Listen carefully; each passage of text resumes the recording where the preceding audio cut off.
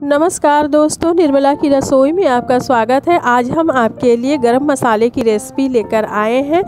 तो वीडियो शुरू करने से पहले अगर आपने मेरे चैनल को सब्सक्राइब नहीं किया है तो सब्सक्राइब कर लीजिए और वीडियो पसंद आए तो लाइक और शेयर कीजिएगा। तो चलिए देखते हैं कि गरम मसाला बनाने के लिए हमने कौन कौन से इंग्रेडिएंट्स लिए हैं। तो यहाँ हमने 2 चम्मच सूखी धनिया ली है और 2 चम्मच काली मिर्च, 1 चम्मच जावित्री, 5 पीस चक्र फूल लिए हैं, 2 चम्मच लौंग लिया है और 2 चम्मच जीरा और 1 चम्मच शाह जीरा है और 20-25 हमने काली इलायची ली है और 20-25 स्टिक दालचीनी के और 20-25 पत्ते तेज पत्ते लिए हैं और 2 पीस जायफल के लिए हैं और 2 चम्मच हमने लौंग लिया है और 10 टुकड़े हमने हरी इलायची के लिए हैं।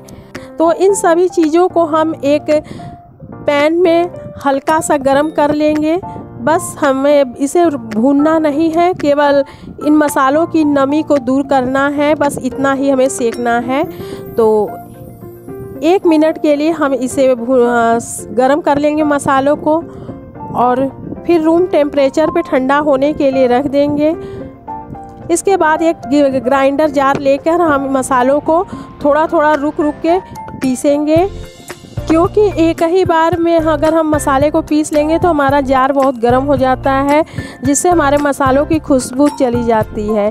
तो यहाँ हमने रुक करके मसाले को बारीक पीस लिया है और इसके बाद हमने एक एयर टाइट डिब्बे में मसाले को स्टोर कर लिया है। हमारा मसाला बन करके तैयार है।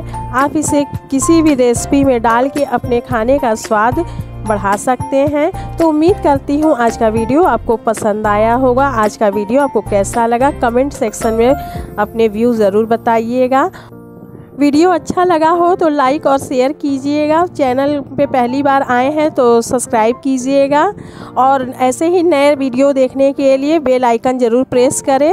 वीडियो देखने के लिए आपका धन्यवाद।